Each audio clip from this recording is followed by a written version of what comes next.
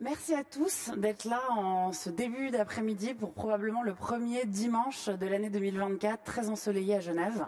Donc, au nom de mes 3 participants et au nom de vous tous, je vous remercie. Aujourd'hui, le sujet qui est donc la joaillerie dans l'horlogerie, pour remettre un petit peu dans le contexte. Non, alors attendez, pardon, je vais peut-être me présenter et présenter qui sont les gars sur scène. Excusez-moi. Je m'appelle Éléonore Picciotto, je suis rédactrice en chef adjointe d'un magazine qui s'appelle Révolution, spécialisé en horlogerie. Et j'ai lancé un média qui s'appelle The Eye of Jewelry, qui est spécialisé à la fois en joaillerie et en horlogerie joaillère. D'où la petite légitimité d'être sur scène aujourd'hui. J'ai avec moi la chance d'avoir Stéphanie Civrière, qui est directrice de toute la création de l'horlogerie et de la joaillerie chez Piaget depuis maintenant 22 ans.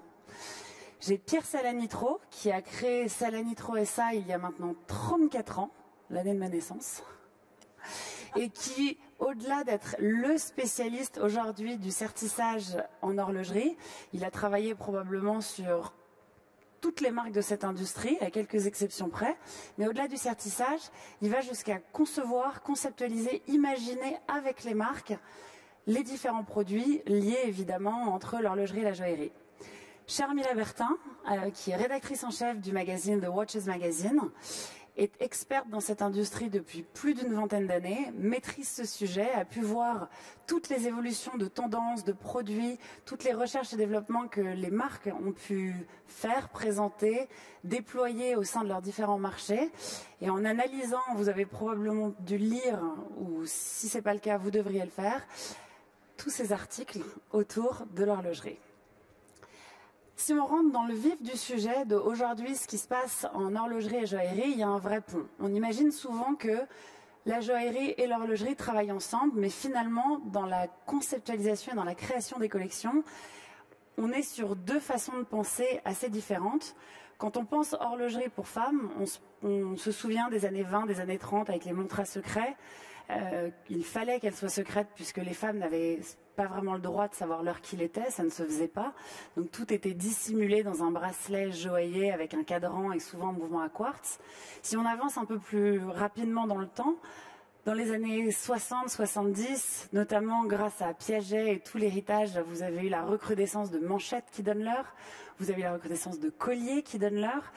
Et puis, si on saute quelques décennies, je parle notamment avant le Covid, où après avoir vécu sur des collections où finalement les femmes étaient cantonnées à avoir des pièces plus petites que des modèles qui au départ étaient destinés aux hommes, avec simplement un cadran en nacre et une lunette en diamant, les maisons ont finalement décidé de dire ok, on va passer un peu de temps, on va répondre à la demande, même si ça représente aujourd'hui 20, 25, 30% de notre clientèle.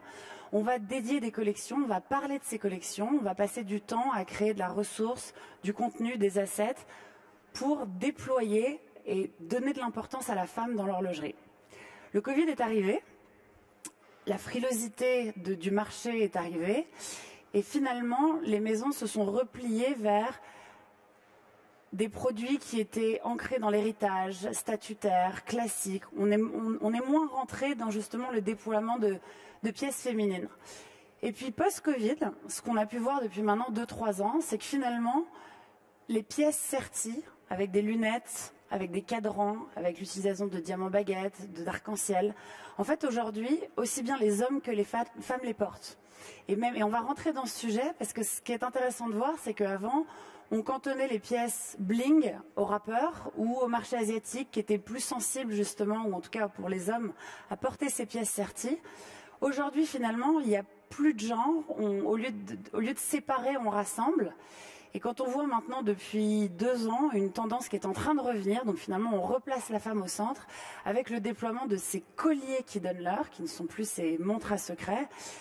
Stéphanie Civrière chez Piaget évidemment a été puisée dans tout cet héritage, mais finalement aujourd'hui, quand on voit à quel point les colliers sont encore portés que par des femmes, les hommes finiront par en porter, c'est sûr, mais rendez-leur un tout petit peu d'espace dans ces portées-là.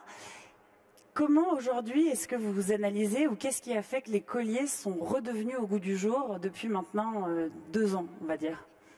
C'est vrai que comme tu dis, toutes les maisons recherchent un héritage fort. par rapport à leur histoire, leur ADN. C'est vrai que mon but aussi, c'était pas de reproduire des montres sautoirs ou des montres vintage de l'époque. C'était plutôt rechercher un style. La femme aujourd'hui cherche un vrai style, elle est indépendante, elle s'assume elle-même. Donc c'était vraiment avoir cette nouveauté dans le style, dans des détails de gravure, d'or, de sertissage qu'on retrouve dans notre maison, et puis de retrouver tous ces détails stylistiques sur une pièce, sur un montre sautoir, sur une manchette. Merci. Pierre, toi qui travailles depuis très longtemps maintenant avec toutes ces maisons, est-ce que tu as vu ou comment est-ce que tu traduis justement ces demandes de briefs plus en plus précis de par toutes les grandes maisons de Patek à Rolex à l'époque avec les pièces serties de chez Audemars Piguet qui étaient absolument extraordinaires, que tu faisais de toutes pièces. Qu'est-ce qui a changé dans les briefs de tes clients? Alors, les briefs aujourd'hui sont beaucoup plus précis. Et on a des demandes qui sont plus horlogères, qui sont très, très strictes au niveau des tolérances ou des lignes à utiliser. Et on a de plus en plus de demandes sur de la montre de plus en plus joaillerie, avec des pavages, que ce soit en pierre ronde ou en pierre de forme. Et on mixe aussi passablement les deux aujourd'hui. On avait beaucoup moins ça à l'époque. Et comment aujourd'hui, quand évidemment le sujet n'est pas de rentrer dans la mécanique d'horlogerie féminine, mais c'est vrai que souvent les pièces femmes sont cantonnées avec du quartz, même si on a pu voir l'arrivée de mouvements mécaniques, soit chez Bulgaric, le Piccolissimo, le 101 chez Gégère, ou Chopard cette année qui a introduit justement ce deuxième mouvement rond qui est probablement de la taille de celui de Bulgari. Comment est-ce que dans la création, et ça je pense que c'est une question pour vous deux, comment est-ce que vous prenez en considération en fait cet espace qui finalement est assez petit, un terrain de jeu que vous devez, entre guillemets, jouer entre les lignes de qu'est-ce qu'on va pouvoir mettre et qu'est-ce qu'on va devoir enlever? C'est vrai qu'une montre joaillière, finalement, dans une montre sautoir, on va pas se focaliser que sur la montre, mais sur l'ensemble du produit. La montre, elle devient plus un accessoire, elle est sertie, elle est agrémentée de pierres fines ou pierres dures, et on la voit plus dans son ensemble. Donc on crée autour de cette boîte, de cette montre, mais la montre est plus qu'un accessoire qu'une technique. Donc elle fait à part entière, elle fait partie de la création en entier. Moi, je dirais que c'est un accessoire, oui, mais tout dépend du modèle de montre. Déjà, mais c'est vrai que on a cette tendance de l'accessoiriser. Oui. Et puis, on va rechercher vraiment la finesse. Et sur les espaces, parce que tu évoquais les petits espaces, pour nous, au niveau, en tout cas, du sertissage, on est plus sensible à combien d'espace on a à disposition et quelle épaisseur de matière on a à disposition en fonction du produit qu'on aura à sertir. C'est ce qui déterminera la typologie des pierres et la taille des pierres qu'on pourra utiliser pour mettre en valeur la montre. Et puis le bijou montre. C'est vrai qu'un bijou montre, on fait vraiment attention au confort, au porté, au toucher aussi. On est beaucoup plus sensible à ça que plus qu'à la technique sur un bijou montre. Oui, et ça doit être également beaucoup plus doux au toucher. Faut pas griffer les fils en cachemire des pulls. Charmila, toi qui écris sur l'horlogerie, et c'est vrai que quand on est baigné, quand on aime la mécanique et tout ce qui se traduit dans l'horlogerie, finalement quand on arrive avec des montres pour femmes qui ont une mécanique interne, ça te plaît. Quand on arrive et qu'on dévie finalement de ce sujet, en créant des bijoux véritablement qui donnent l'heure, finalement, on ne parle plus du mouvement, mais on parle de cette technique féminine de sertissage, de travail d'or, presque d'orfèvrerie. Comment est-ce que tu arrives à le traduire dans un magazine horloger avec une audience qui finalement attend et recherche à apprendre quelque chose sur ces nouvelles tendances et ces nouveaux modèles? Alors en fait, quand j'ai commencé, c'était il n'y a pas 20 ans, hein, il y a 19 ans. Pardon. Et j'ai commencé d'abord, ça fait 12 ans que je suis journaliste spécialisée en horlogerie. Et au départ, j'ai travaillé pour des marques. Et à l'époque, c'était au début des années 2000. Effectivement, il y avait très peu de pièces serties. C'était des sertissages hyper classiques, type brillant, sur les index ou la lunette. Et spécifiquement des baguettes pour certains marchés comme le Middle East ou certains marchés asiatiques. Et j'ai pu voir en fait l'évolution si je peux me permettre, en termes de technique et d'ingénierie presque, pour faire des montres qui soient facilement portables, qui soient douces, et puis avec des techniques de sertissage, avec l'ajout de pierres de couleur sur les cadrans, et ça devient une œuvre d'art en fait. C'est vrai que moi je suis spécialisée en horlogerie, donc la mécanique c'est un peu mon obsession, et je vais plus avoir tendance à choisir des pièces qui ont un cœur mécanique, je suis désolée, et sauf si je fais quelque chose de spécifique parce que la pièce m'emporte tellement loin par le travail qu'il y a sur les pierres, sur le sertissage, etc., que du coup l'heure, la mécanique, tout ça, ça va passer au deuxième plan parce que je vais commencer à rêver avec la pièce. Et puis je crois que je ne citerai même pas le fait que c'est un mouvement à quartz dans l'article. Je parlerai de l'essentiel du temps parce qu'en général c'est des heures-minutes, et ce qui pour moi est l'essentiel. Mais je vais effectivement me focaliser sur le travail des pierres, sur l'architecture de l'objet, etc. ou sur la partie héritage. Et justement, comment, pour rebondir là-dessus, comment avec l'héritage si riche qu'il y a chez Piaget, comment est-ce que tu vas puiser dans ton inspiration en créant en fait des nouvelles pièces sans jamais reproduire l'existant? C'est vrai que mon but, c'est pas de reproduire ce qu'on a fait dans les années 60, 70 chez Piaget. C'est vraiment de puiser mon inspiration dans des détails stylistiques, comme ça va être le travail de l'or, l'association de la pierre dure dans l'horlogerie, un style aussi très marqué avec ses manchettes, avec ses sautoirs. Donc je vais vraiment puiser plutôt un style très libéré, très audacieux de cette époque, qu'on va retrouver aussi aujourd'hui dans notre stand Piaget, comme vous pouvez découvrir, avec toutes ces sautoirs montres, ces manchettes, ces sertis différents aussi sur notre pièce joaillère. Donc c'est vraiment, je vais m'inspirer de ce style, de cette audace et de ces détails stylistiques que je vais réfléchir dans ma création créative avant de créer. À plus forte raison que Piaget étant un des pionniers dans l'utilisation de la pierre dure. Et aujourd'hui, ça se traduit véritablement dans les sautoirs, mais même dans les manchettes qui sont absolument extraordinaires. D'ailleurs, si on parle de technique, Pierre, comment est-ce que... Alors, en fait, c'est une question pour vous deux. Comment on crée une montre qui donne l'heure? Pas une montre qui donne l'heure, une montre joaillère, pardon, qui donne l'heure. Comment on crée une montre qui donne l'heure? On va dire... Montre joaillère. On va déjà faire attention à quel mouvement on va utiliser, quelle boîte on va utiliser, et puis on va composer autour de cette boîte. Donc comme on le disait tout à l'heure, on va vraiment faire attention au confort. Et soit ça va être la forme de la boîte qui va nous inspirer, ou alors un style très marqué. Si on crée une montre sautoir, on va créer autour de cette boîte. Et comme je disais, c'est la montre c'est plus la montre qui est au centre, c'est vraiment le bijou dans son ensemble. C'est plus un bijou montre qu'une montre. Sauf qu'à un moment donné, j'en suis certaine, et je pense que en tant que Marc de ton côté et en tant que presque exécutant de l'autre avec Pierre, à un moment donné, entre le dessin et l'exécution, il y a un clash. Il doit y avoir une forme de challenge et il va falloir trouver des compromis. C'est ça que je veux savoir. Il n'y a pas de clash, il n'y a que des compromis. Il n'y a que des compromis, oui. Il n'y a que des compromis, c'est de trouver finalement la meilleure utilisation possible pour mettre en valeur la montre ou le bijou qui donne l'heure ou la montre bijou.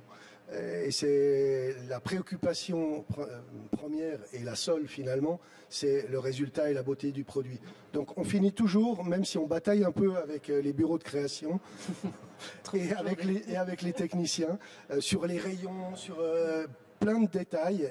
Ce serait beaucoup trop long, on y passerait beaucoup trop de temps, mais on finit toujours par trouver les compromis au profit de la montre ou du bijou. C'est vrai qu'entre le dessin et la réalisation, ce sont des vrais compromis. Un dessin, il évolue aussi avec la technique et c'est un travail d'équipe. On parle avec les joailliers, les techniciens et on évolue notre pièce en fonction des différentes techniques et des différents savoir-faire. Oui, on peut y ajouter également, chose qui est importante, sur les pièces serties. Évidemment, il y a la création, il y a le sertissage, les formes de pierre que l'on va utiliser ou les diamètres.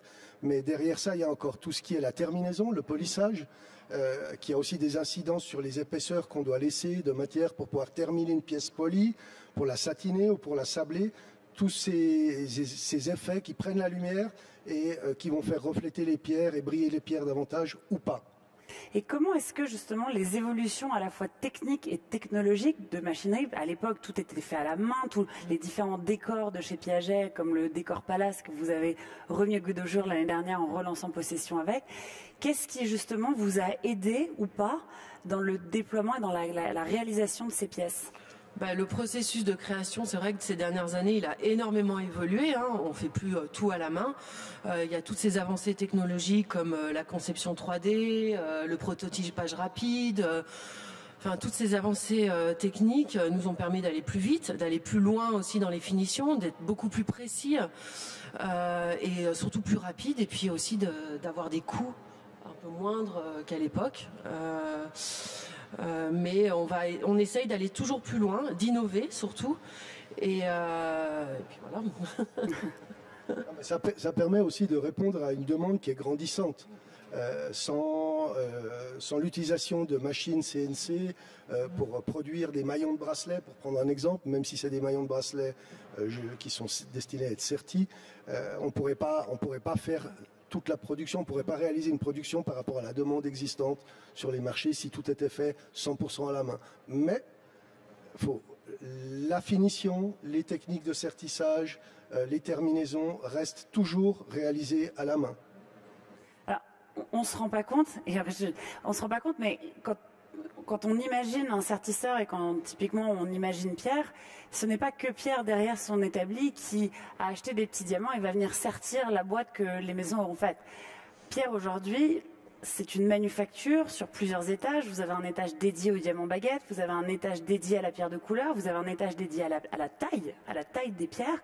Et aujourd'hui, on est vraiment dans un savoir-faire en tant que tel. Et c'est vrai que justement, tu voulais dire quelque chose, mais c'est une question aussi directe pour toi. C'est est-ce qu'en tant que journaliste, et je te pose cette question parce que je connais aussi la réponse pour être aussi de l'autre côté, c'est est-ce qu'on arrive véritablement à ressentir tout ce travail qui est mis dans une pièce joaillère, puisqu'en fait, on fait travailler deux industries, deux métiers, deux savoir-faire, et c'est un travail qui est presque double, et qui est parfois moins apprécié que juste une complication au cœur d'un cadran.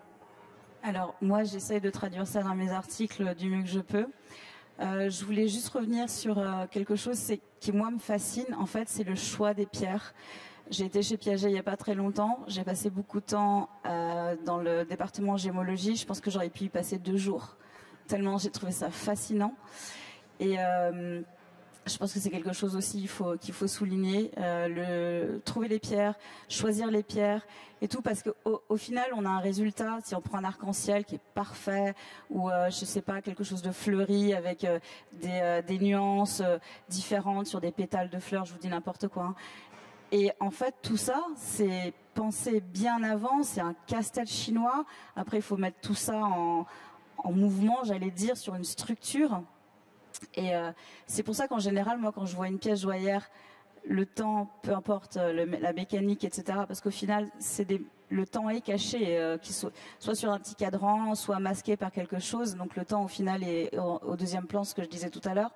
Mais c'est la beauté de l'objet. Et en fait, moi, c'est ce qui me fascine, c'est de me dire, il y a quand même quelqu'un qui a dessiné quelque chose, quelqu'un qui s'est cassé la tête à trouver les pierres, quelqu'un qui s'est cassé la tête à mettre tout ça sur une structure.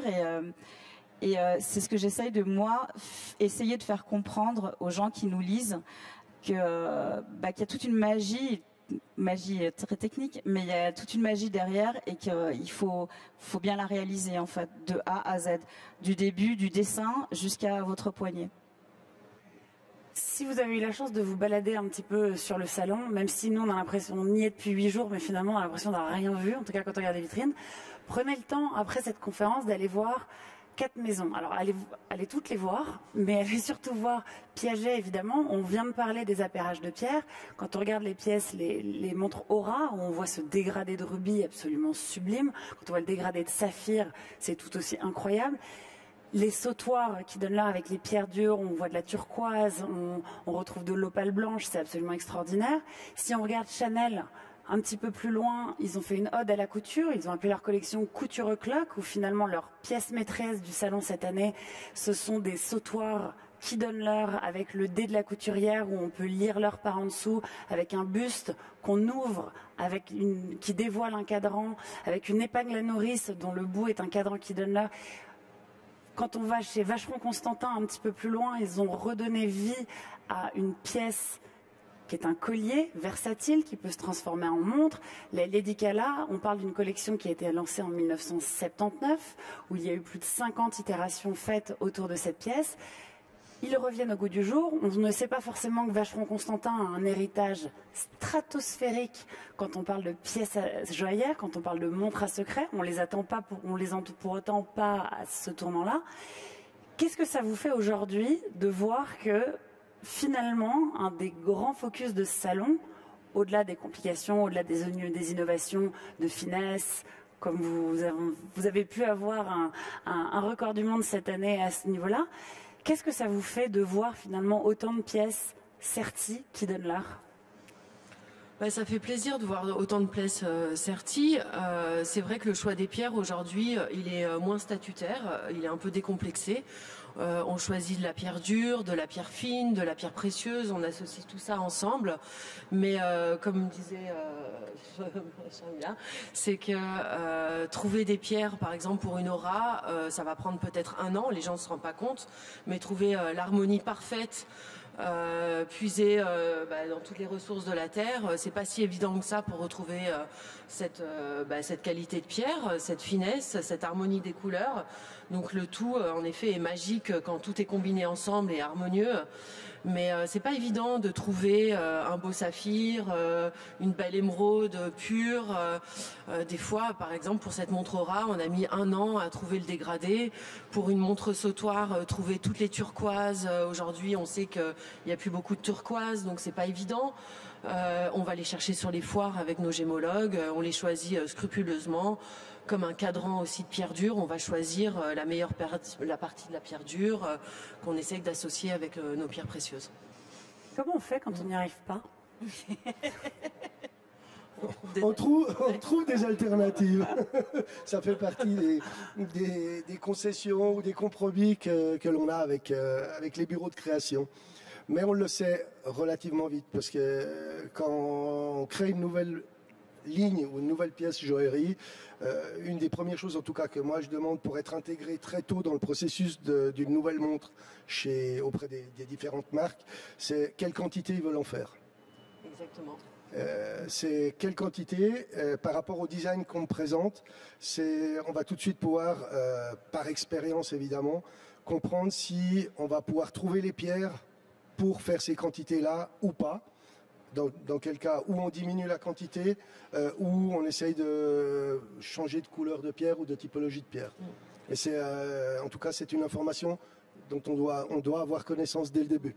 Surtout et je confirme que là, vous avez parlé des fois 1 année pour trouver des dégradés ou certaines typologies de pierre. Je peux vous dire que c'est bien, dans certains cas, c'est même bien plus longtemps que ça. Quand on sait qu'un collier de perles, ça peut 18 mois, 10 ans pour trouver un appairage de perles. Pour pouvoir réaliser une seule pièce en haute joaillerie, avec un dégradé parfait, avec les bonnes pierres, de la bonne couleur, de la bonne teinte. C'est extrêmement long et c'est important de l'expliquer parce que il n'y a pas forcément tous les clients comprennent le délai. Il faut que les clients aussi comprennent le prix. Derrière, il y a un énorme travail d'aller chez les marchands de pierre, d'acheter beaucoup de brut. On doit acheter énormément de brut et le tailler. Et c'est seulement quand on l'a taillé qu'on se rend compte de la teinte et qu'on comprend la teinte et la qualité de la pierre. Et ça, c'est un travail qui est énorme, qui devrait être beaucoup mieux expliqué à mon sens, comme beaucoup d'autres choses d'ailleurs. Ce que je voulais dire aussi, c'est que je ne vais pas remonter dans le passé, mais disons si on prend les années 2000, ça restait quand même très très très très niche comme produit, alors que maintenant il y a de plus en plus de marques qui s'essayent, qui tentent des éditions limitées ou qui veulent faire revivre une collection et tout. Du coup, sur le marché de la pierre, il y a du monde et tout le monde veut la même qualité, etc. Non ? Non, on en parlera en coulisses. Mais on ne va pas rentrer dans ce débat. Non, mais pour donner une information assez courte, d'ailleurs, il y en a deux. Première information, tu parlais tout à l'heure de l'appairage quand on doit faire, par exemple, une lunette arc-en-ciel. il y a plusieurs façons de faire un arc-en-ciel. Vous avez un arc-en-ciel tout en saphir, comme ce que vous faites, où là, on est vraiment sur une rareté. Trouver un saphir violet, trouver un saphir vert. On est vraiment sur des teintes très spécifiques d'une pierre précieuse, puisqu'il faut quand même rappeler qu'il n'y a que 4 pierres précieuses, le diamant, le rubis, l'émeraude et le saphir. Et que le parallèle de ça, quand on est moins regardant en termes on va dire de provenance, ou en tout cas de savoir quelle qualité de pierre on veut, et par rapport aussi à un paramètre de prix, on peut tout à fait créer une lunette en arc-en-ciel avec de la citrine, de la métisse, de la tsavorite. Ce qui montre aujourd'hui le vrai différentiel de prix entre une lunette sertie de saphir versus une lunette sertie de pierre fine. Ça, c'est un premier paramètre. Et le deuxième paramètre qu'on a évoqué, mais finalement sans mettre des mots dessus, c'est que quand une maison travaille sur une complication, le premier mot qui va venir en tête au niveau des collectionneurs, au niveau des acheteurs, c'est la fiabilité du mouvement, la fiabilité de la précision. Quand on parle d'une pièce joaillère, aujourd'hui, il y a de plus en plus de questions sur la provenance, la traçabilité de ces pierres.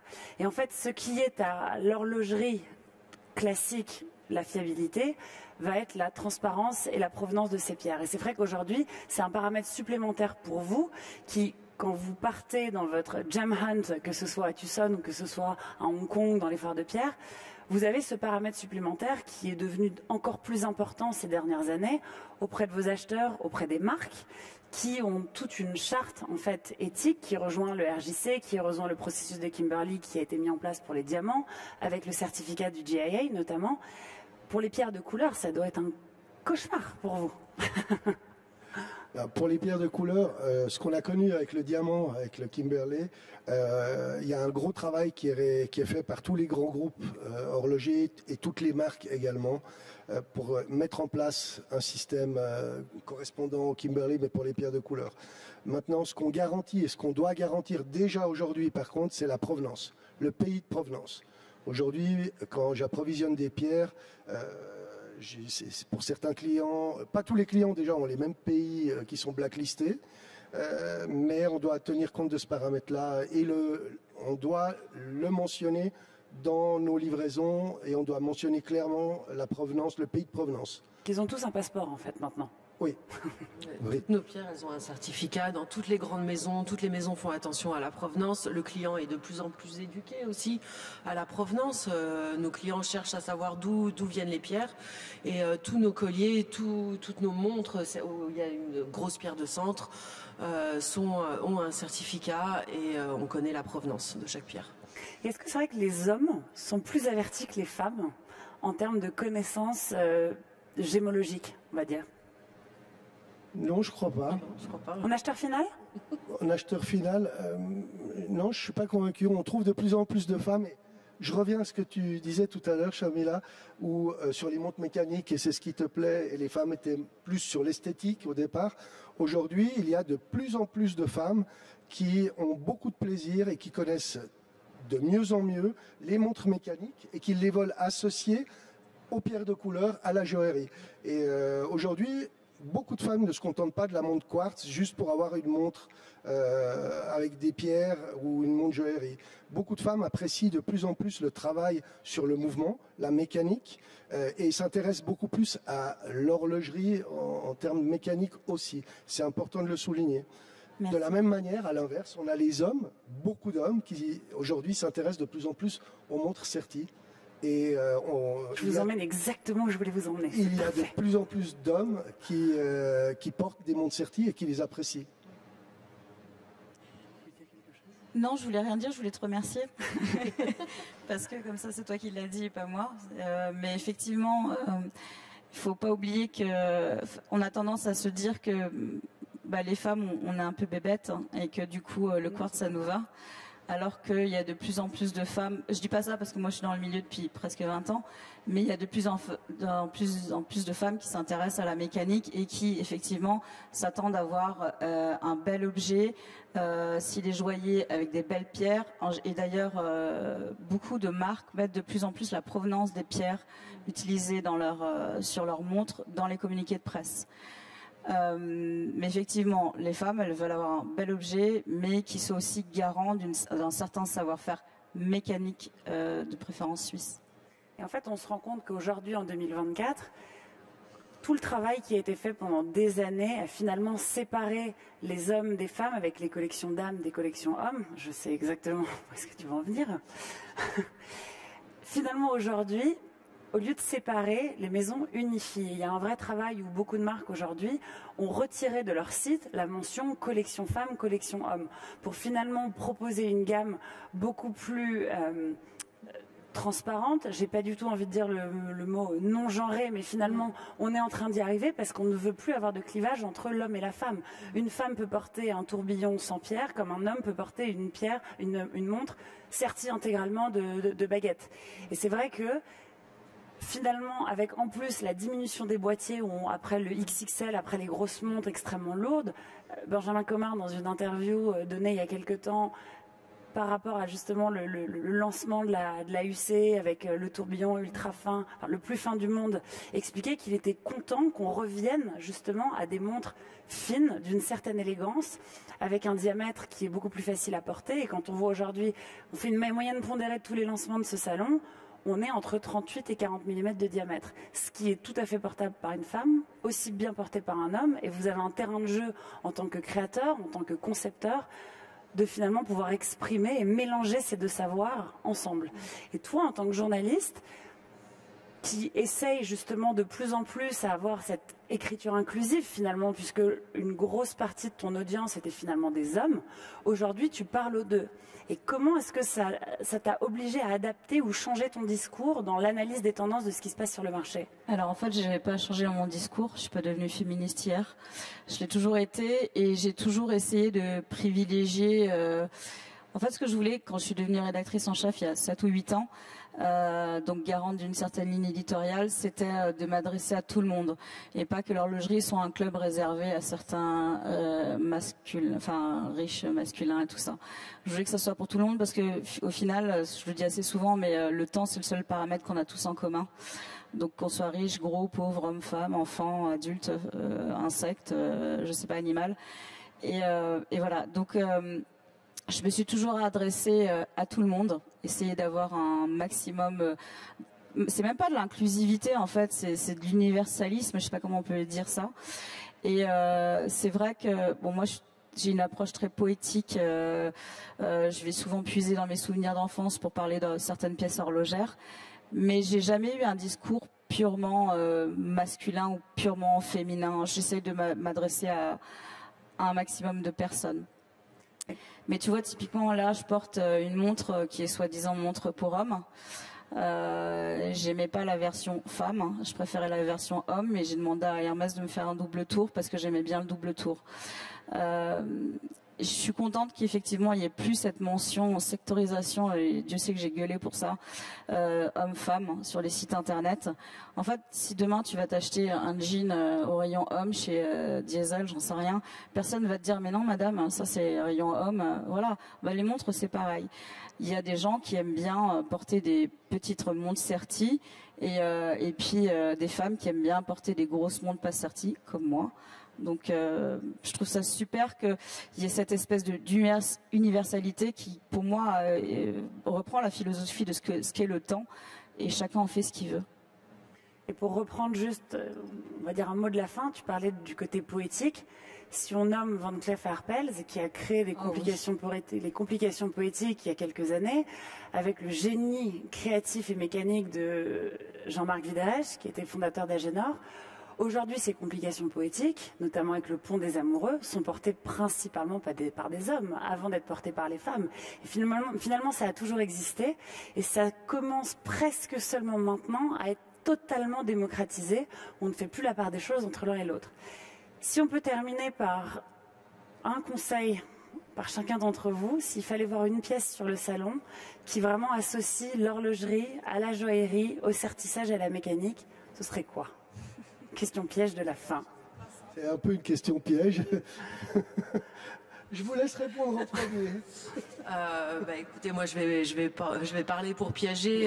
C'est vrai que j'ai la chance de travailler pour Piaget et finalement de remettre l'horlogerie dans les bijoux, c'était une évidence parce que c'est vraiment l'ADN de la marque.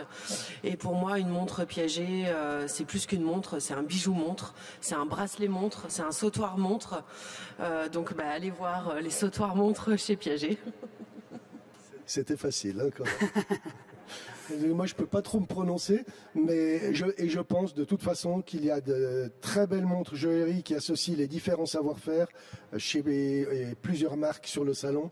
Et j'ai vu des très belles choses chez Piaget, effectivement, mais j'en ai vu des très très belles aussi chez Cartier, exceptionnelles, Van Cleef, et tu as évoqué Chanel qui fait aussi un très très beau travail, Patek Philippe. Et bien d'autres. Donc c'est tout avec des techniques différentes et je pense que c'est très intéressant d'aller les voir et essayer de comprendre comment c'est réalisé ou en tout cas les poser les questions aux spécialistes pour qu'on puisse vous les expliquer. Plus vous les comprendrez et plus vous apprécierez non seulement la beauté de la pièce mais également tout le travail et toutes les personnes qu'il y a derrière chacune de ces pièces. Comment est-ce que les pierres tiennent sur un cadran sans apparition de métal ? En lévitation. C'est pas en lévitation, ça s'appelle le sertissage invisible. Donc au lieu d'avoir de la matière qui est rabattue au-dessus de la pierre pour la tenir et la bloquer, elles sont bloquées par-dessous et ça nécessite une taille sur la pierre, sur la culasse de la pierre, qui est la partie non visible, particulière, avec des grooves sur les côtés et on vient rabattre de la matière par-dessous. Dans ces grooves. C'est la technique de sertissage la plus compliquée pour ce qui est des baguettes sur une montre. Mais ça en fait aussi toute sa beauté parce qu'on ne voit pas du tout comment les pierres sont tenues. Pour la petite anecdote, on parle du certi mystérieux dont Van Cleef & Arpels avait déposé un brevet en 1933. C'est tout à fait juste. C'est Van Cleef & Arpels qui a commencé avec ce certi invisible ou certi mystérieux. Exactement. Charmila ? Alors j'aimerais bien donner la même réponse politiquement correcte que Pierre. Il y a effectivement la pièce chez Vacheron Constantin que je trouve très très belle, c'est la Lady Cala, c'est ça ? La grande Lady Cala. Grande Lady Cala, pardon. Que je trouve magnifique et d'ailleurs pour moi c'est une montre qui peut se transformer en pendentif et pas l'inverse comme ce que tu disais tout à l'heure, c'est mon œil de journaliste spécialisé en horlogerie. Et sinon je trouve que Chanel a fait un travail magnifique sur les sautoirs effectivement. L'horloge qui a été faite avec Reuge, elle est spectaculaire. Et puis j'ai tout particulièrement aimé l'édition rose. Spécialement la J12, même les Boyfriend, en fait, je les trouve vraiment superbes. Et puis Van Cleef, voilà. Mais j'aime aussi beaucoup Piaget. Voilà, je veux donner la même réponse que Pierre, en fait.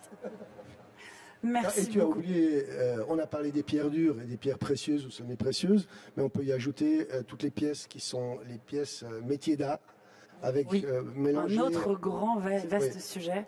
Avec de l'émaillage, de la laque et beaucoup d'autres choses qui sont des métiers incroyables et extrêmement minutieux. Et lorsqu'ils sont en plus couplés à des pierres précieuses ou semi-précieuses, c'est exceptionnel. On le voit notamment le métier d'art avec la marqueterie de soie ou de cuir que vous pouvez voir chez Hermès. Oui. Mais on l'a aussi sur le bois. Mais c'est comme sur le bois, on l'a sur des cadrans en marqueterie de bois. C'est exceptionnel. Il faut s'imaginer des fines lamelles de bois les unes à côté des autres. Et le travail que ça nécessite est impressionnant. Et nous pouvons repartir pour 1 heure de conférence si ça vous intéresse. Si on rentre dans les détails, on peut rester même bien plus longtemps. Merci beaucoup. Merci à vous. Merci. Est-ce que vous avez des questions, des commentaires, des interrogations ? Ne soyez pas timide, nous ne mangeons pas. Bonjour, merci pour la présentation. J'aurais une question par rapport aux montres joaillères qui sont du coup reliées plutôt à un bijou et finalement qui est du coup relié à un héritage et d'utiliser un mouvement quartz n'est-il pas en contradiction avec l'héritage ? Pourquoi c'est pour moi la question ? Non, c'est pour... Quelqu'un peut répondre parce que à mon avis je vais dire des bêtises. En fait, moi je peux répondre alors. Pour moi, le fait que ce soit un mouvement quartz, je suis désolée, hein, pour moi ça enlève toute la magie. parce que je peux pas comprendre qu'on s'emmerde à chercher des pierres super belles, qu'on les mette dans un objet qui est magnifique et qu'à la fin on mette un mouvement quartz, donc un truc à pile qui va pas forcément bien vieillir, qui sera irréparable et qui, moi j'aime bien le côté mécanique, mais après c'est moi, c'est mon snobisme à moi, mais je trouve ça magique de me dire que le mouvement de mon corps donne vie au mouvement du temps, ou d'avoir ce petit rituel le matin, de pouvoir remonter ma montre si elle est à remontage manuel.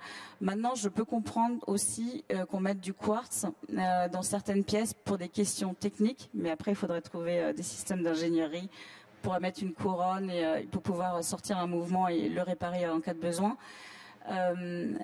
Parce qu'en fait, ce sont des objets qui sont pas portés tous les jours. Moi, je pourrais pas porter un mouvement quartz dans une montre au quotidien.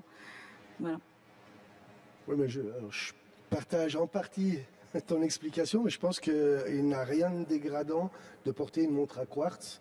Il y a aussi un phénomène de quantité, de production. On ne peut pas produire autant de mouvements mécaniques, qu'ils soient automatiques ou à remontage manuel, que de mouvements quartz. Et il y a des petites montres avec juste une ligne de diamants, une rangée de pierres qui sont produites en quantité, qui sont des mouvements à quartz. Et ça dépend aussi le quotidien de chacun et l'utilisation qu'il en fait, ou comment en tout cas il perçoit l'objet qu'il porte. C'est bien pour ça que j'ai précisé que j'étais snob. Hein.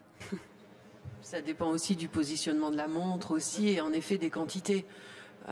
Et de la technique aussi, je pense. Et il faut être honnête, que ce soit des hommes ou des femmes, pas tout le monde a envie de se préoccuper de devoir remonter sa montre. Il y a un aspect pratique aussi, et je pense qu'il en faut pour tout le monde et pour tous les goûts. Et quand on voit surtout en plus la beauté des sautoirs, je vois ceux que vous avez présentés cette année, finalement ça dénaturerait la beauté, en fait, le côté esthétique, pratique, de poids et de portée de ces sautoirs qui, avec le travail de l'or, avec la finesse des cadrans, finalement rajouter un mouvement qui donc demanderait plus d'épaisseur, un terrain de jeu plus grand, viendrait dénaturer la proportion même de la pièce, en fait. Oui, exactement. Le mouvement est aussi une contrainte quand on crée. Selon l'épaisseur, et puis en effet, comme je l'ai redit, comme je le dis, le positionnement du produit dans son ensemble, et puis sa valeur perçue. J'espère qu'on a répondu à votre question. On s'est un peu emballé. Merci beaucoup. Bon dimanche. Profitez bien de faire un tour sur le salon pour aller admirer toutes ces pièces qu'on a mentionnées au cours de cette joyeuse discussion. Bon après-midi, merci. Bon après-midi.